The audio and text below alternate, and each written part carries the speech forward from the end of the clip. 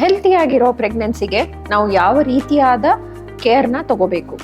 ಒಂದು, ಆಹಾರ ಪದಾರ್ಥವನ್ನು ನಾವೇನು ಸವಿಸ್ತೀವೋ ಅದು ವಿಟಮಿನ್ಸು, ಐರನ್ನು ಮತ್ತು ಕ್ಯಾಲ್ಶಿಯಂನಲ್ಲಿ ಹೆಚ್ಚಾಗಿರಬೇಕು.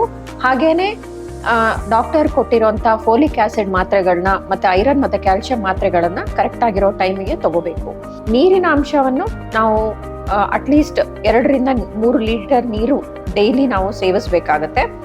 ಆಲ್ಕೋಹಾಲ್ ಮತ್ತು ಸ್ಮೋಕಿಂಗ್ನ ಯಾವುದೇ ಕಾರಣಕ್ಕೂ ನಾವು ಪ್ರೆಗ್ನೆನ್ಸಿನಲ್ಲಿ ಮಾಡಬಾರ್ದು. ಈ ಫೋಲಿಕ್ ಆಸಿಡ್ ಅನ್ನೋ ಮಾತ್ರೆನ ಮೊದಲು 3 ತಿಂಗಳು ಮಾತ್ರ ಕೊಡ್ಲಿಕ್ಕಾಗತ್ತೆ.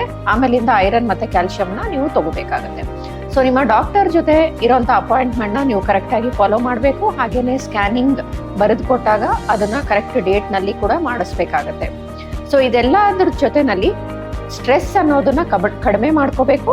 ಹಾಗೇನೆ ಮಗು ಬೆಳೀತಾ ಇರೋದ್ರಿಂದ ರೆಸ್ಟ್ ತುಂಬಾ ಅಗತ್ಯವಾಗಿರುತ್ತೆ. ಸೊ ಎಷ್ಟು ಆಗುತ್ತೋ ಅಷ್ಟು ರೆಸ್ಟ್ನ ನೀವು ಪ್ರೆಗ್ನೆನ್ಸಿನಲ್ಲಿ ತಗೋಬೇಕಾಗತ್ತೆ. ಆಕ್ಟಿವ್ ಆಗಿ ಇರಬೇಕು ಅಂದರೆ ವ್ಯಾಯಾಮವನ್ನು ಸ್ವಲ್ಪ ಮಟ್ಟಿಗೆ ನಾವು ಮಾಡ್ಕೊಂಡಾಗ ಪ್ರೆಗ್ನೆನ್ಸಿ ಚೇಂಜಸ್ನ ಬಾಡಿ ಈಸಿಯಾಗಿ ಅಳವಡಿಸ್ಕೊಳುತ್ತೆ.